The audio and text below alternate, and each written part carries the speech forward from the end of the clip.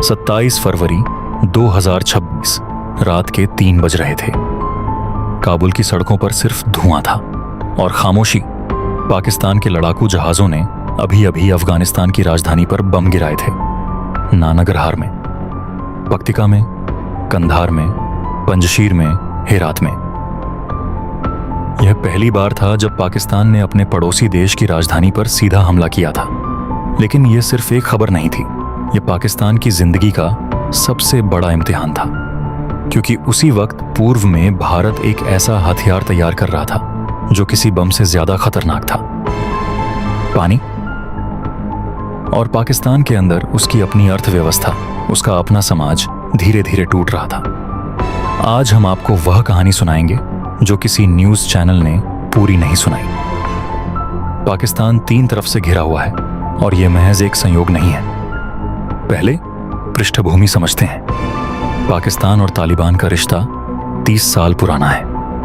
80 के दशक में जब सोवियत संघ अफगानिस्तान में था, पाकिस्तान की खुफिया एजेंसी ISI ने मुजाहिदीन को हथियार दिए, उन्हें ट्रेनिंग दी, उन्हें पैसे दिए। तालिबान पाकिस्तान का अपना बनाया हुआ हथियार था। 2021 में जब अमेरिका अफगानिस्तान से निकला, तालिबान सत्ता में आया। पाकिस्तान ने खुशी मनाई, लेकिन यह खुशी ज्यादा देर नहीं टिकी। तालिबान के सत्ता में आने के बाद तहरीक-ए-तालिबान पाकिस्तान यानी TTP के हमले पाकिस्तान में 3 गुना बढ़ गए। 2025 में पाकिस्तान में 699 आतंकी हमले हुए, 1034 लोग मारे गए। पॉप्स, यह एक दशक में सबसे खराब साल था। पाकिस्तान का अपना बच्चा उसी को काट रहा था। अब पूर्व की तरफ आते हैं। 22 अप्रैल 2025 जम्मू कश्मीर के पहलगाम में 26 पर्यटकों की हत्या हुई। भारत ने तुरंत प्रतिक्रिया दी, सिंधु जल संधि निलंबित की और ऑपरेशन सिंदूर चलाया। दोनों देशों के बीच पहला ड्रोन युद्ध हुआ। 4 दिन सीज फायर। लेकिन पाकिस्तान की कमर टूट चुकी थी और इसी बीच उत्तर में एक बांध तैयार हो रहा था, शाहपुर कंडी बांध। 1979 में सोचा गया, 1982 में इंदिरा गांधी ने नींव रखी। 44 साल बाद 31 मार्च 2026 को यह बांध पूरा होगा और रावी नदी का पानी पाकिस्तान में जाना बंद हो जाएगा। पाकिस्तान की 80% खेती इसी पानी पर निर्भर है। अब तीनों मोर्चे एक एक करके देखते हैं। पहला मोर्चा अफगानिस्तान, 6 फरवरी 2026। इस्लामाबाद की एक शिया मस्जिद में नमाज हो रही थी, तभी एक आत्मघाती हमलावर ने खुद को उड़ा लिया। 31 लोग मारे गए, सैकड़ों घायल हुए। हमले की जिम्मेदारी इस्लामिक स्टेट खुरासान प्रांत ने ली, लेकिन पाकिस्तान ने अफगानिस्तान को जिम्मेदार ठहराया। 22 फरवरी को पाकिस्तान ने अफगानिस्तान पर बम गिराए। नानगरहार और पक्तिका में 7 ठिकाने निशाना बने। तालिबान ने कहा 18 नागरिक मारे गए, जिनमें 11 बच्चे थे।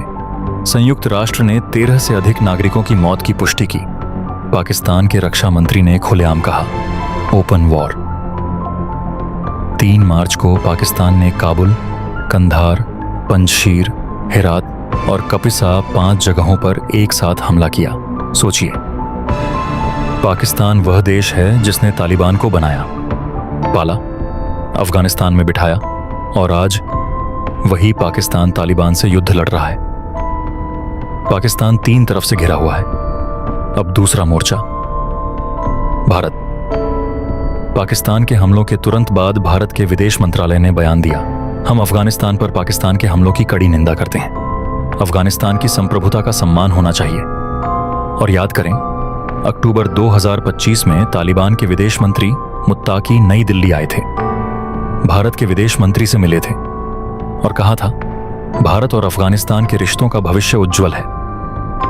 पाकिस्तान के रक्षा मंत्री ख्वाजा आसिफ ने सार्वजनिक रूप से कहा, अफगानिस्तान भारत का प्रॉक्सी बन गया है। जरा सोचिए इस विडंबना को। पाकिस्तान ने तालिबान बनाया, तालिबान अब भारत का दोस्त बन रहा है और पाकिस्तान अपना ही दुश्मन बन बैठा है। और अब शाहपुर, कंडी, जम्मू कश्मीर के मंत्री जावेद अहमद राणा ने साफ कहा, हाँ, रावी का पानी पाकिस्तान जाना बंद होगा, होना भी चाहिए। 44 साल में पहली बार भारत अपने हक का पूरा पानी इस्तेमाल करेगा। सिंधु जल संधि निलंबित हो चुकी है और पाकिस्तान की 80% खेती खतरे में है। तीसरा मोर्चा, अंदर से टूटता पाकिस्तान। ईरान इजराइल युद्ध के कारण कच्चे तेल की कीमत $108 प्रति बैरल पहुंच गई है। पाकिस्तान के लिए यह एक और आघात है। IMF की मदद पर जिंदा अर्थव्यवस्था, बिजली संकट, महंगाई और फौज का खजाना खाली। पाकिस्तान 3 तरफ से घिरा हुआ है, पश्चिम से तालिबान, पूर्व से भारत और अंदर से खुद उसका अपना संकट। अब सबसे जरूरी सवाल, क्या भारत ने यह सब किया या यह सब अपने आप हुआ? भारत ने एक भी गोली नहीं चलाई, कोई सीधा हमला नहीं किया, कोई खुला ऐलान नहीं किया, लेकिन हर कदम रणनीतिक रूप से सही था। तालिबान से दोस्ती, पाकिस्तान के दुश्मन का दुश्मन भारत का दोस्त, शाहपुर कंडी बांध, 44 साल की तैयारी सही वक्त पर पूरी।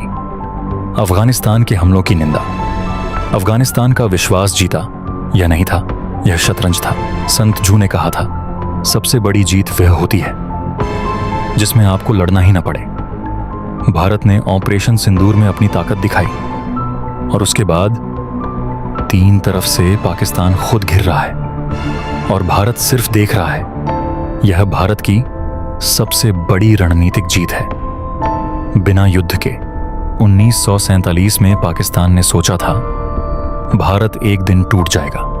2026 में पाकिस्तान खुद 3 तरफ से घिरा हुआ है, अपने ही बनाए तालिबान से युद्ध में, भारत के पानी से महरूम और दुनिया में अकेला। 27 फरवरी की वह रात जब काबुल पर बम गिरे थे, वह सिर्फ एक हमले की रात नहीं थी, वह एक नई दुनिया की शुरुआत थी। जिस दुनिया में भारत चुपचाप आगे बढ़ रहा है और पाकिस्तान पीछे छूट रहा है। अगर आपको लगता है कि यह बातें भारत को और भारत के लोगों को जाननी चाहिए, तो इस वीडियो को अभी शेयर करें। योगी और ब्रूनो को सब्सक्राइब करें, क्योंकि हम वह खबरें लाते हैं जो मेन स्ट्रीम मीडिया नहीं बताता। अगला वीडियो और भी गहरा होगा, एक ऐसी कहानी जो आपको सोचने पर मजबूर कर देगी। जब पाकिस्तान की खुफिया एजेंसी ने भारत के यूट्यूबर्स को अपना जासूस बनाने की कोशिश की, तब तक ध्यान रखो और ख्याल रखो।